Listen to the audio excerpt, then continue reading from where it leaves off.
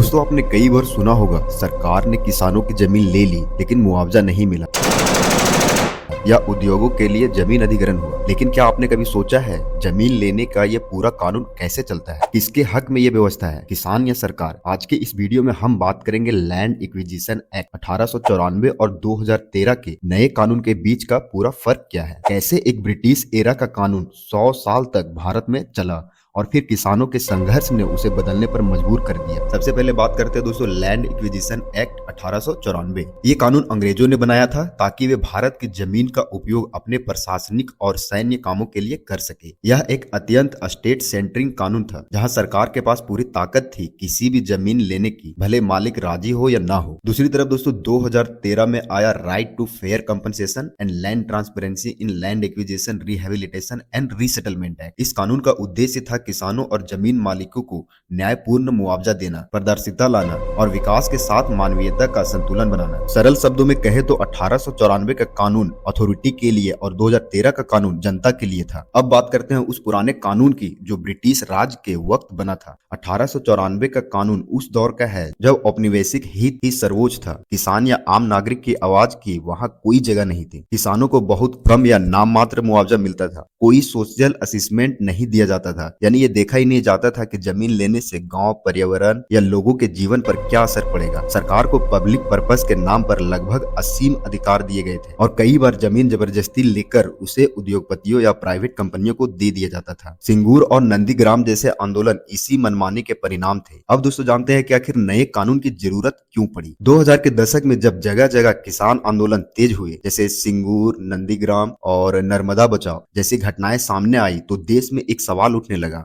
विकास जरूरी है लेकिन इंसान की जिंदगी से ऊपर। किसानों ने कहा हम विरोधी नहीं, हमें न्याय चाहिए। इन आंदोलन ने सरकार को सोचने पर मजबूर किया, इंसाफ संगत कानून लाना ही पड़ेगा। इसी सोच से जन्म हुआ 2013 के एक्ट। अब आइए देखते हैं पॉइंट टू पॉइंट कंपैरिजन, आखिर नया कानून किस तरह से अलग है पुराने कानून से। सबसे पहला है कंपनसेशन कैलकुलेशन। 1894 में कंपनसेशन के आधार पर मार्केट रेट था जो बहुत कम होता था।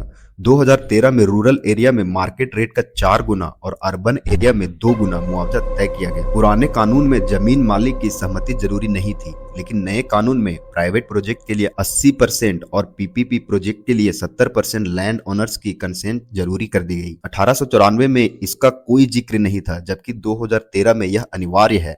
हर प्रोजेक्ट से पहले देखा जाएगा कि जमीन अधिग्रहण से लोगों के जीवन पर क्या असर होगा। पुराना कानून इस पर चुप था। नया कानून प्रत्येक प्रभावित परिवारों के पुनर्वास और रोजगार के अवसर की गारंटी देता था। पहले सब कुछ सरकार के दायरे में छिप जाता था, अब जनता की भागीदारी है। हर अधिग्रहण से पहले सुनवाई और जन सहमति की प्रक्रिया रखी गई है। पुरानी व्यवस्था में जमीन एक बार ली गई तो कभी वापस नहीं मिलती थी। 2013 के एक्ट में अगर जमीन 5 साल तक उपयोग में नहीं लाई जाती है तो उसे मूल मालिक को वापस देने का प्रावधान है। नया कानून तय टाइम लाइन देता है और हर कदम को कानूनी रूप देता है ताकि मनमानी खत्म की जा सके। नया कानून किसानों के लिए राहत भरा साबित हुआ। अब उन्हें बेहतर कंपनसेशन, सुरक्षा और न्याय की उम्मीद मिली। रिहेबिलिटेशन और ट्रांसपेरेंसी के प्रावधानों ने उन्हें आत्मसम्मान की भावना दी। लेकिन दूसरी तरफ सरकार और उद्योगों के लिए यह कानून चुनौती भरा भी है, क्योंकि अब प्रोजेक्ट में देरी बढ़ी है, कंसेंट और एसआईए प्रोसेस में जटिलता बढ़ी है और कई बार विकास योजनाएं अटल गई है। यानी कानून न्यायपूर्ण तो बना, पर व्यवहारिकता अब भी एक कठिन सवाल है। आपने देखा होगा कि कई जगह अभी मनमानी से जमीन अधिग्रहण करके कोल माइंस या अदर प्रोजेक्ट बनाया जा रहा है। तो दोस्तों 1894 से 2013 का यह सफर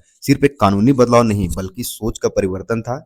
सत्तावादी शासन से जन भागीदारी वाले विकास की दिशा में लैंड एक्विजिशन एक्ट 2013 ने दिखाया कि कानून तभी सफल होता है जब वह जनता के हित को समझकर बनाया जाए। भारत आज भी इसी संतुलन की तलाश में है, न्याय और विकास के बीच। अगर आपके एरिया में भी लैंड एक्विजिशन किया जा रहा है तो क्या वहां पर 2013 के हिसाब से लिया जा रहा है या 1894 के हिसाब से? अगर 1894 के हिसाब से लिया जा रहा है तो आज भी आपको बेवकूफ बनाया जा रहा है। जागो और लड़ो। अगली वीडियो में हम बात करेंगे नोटिफिकेशन प्रोसेस के बारे में, यानी सेक्शन 4, 5 और 6 कैसे काम करता है और अधिग्रहण की पूरी प्रशासनिक प्रक्रिया क्या होती है। मिलता हूँ नेक्स्ट वीडियो में, तब तक के लिए बाय बाय।